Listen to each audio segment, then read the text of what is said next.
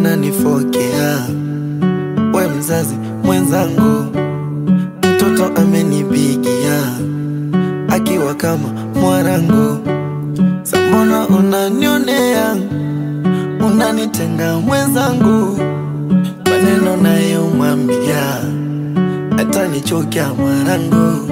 Najua kuwa unamlea, najua kuwa hapati tabu, ilo nachokosea unasahau huyo mwana. Kama mwanangu akinimisia nipigie, mimi mzazi wake.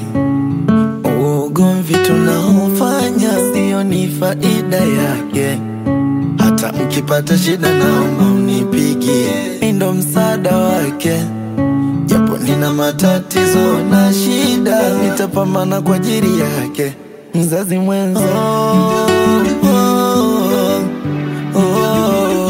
mzazi mwenza, mzazi mwenza,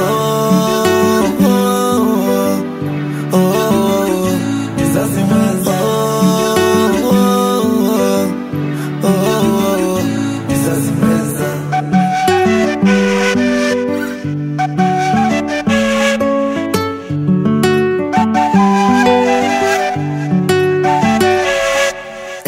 Shida umeniblock namba zote nazotumia, basi yani block hata moja na kuongea.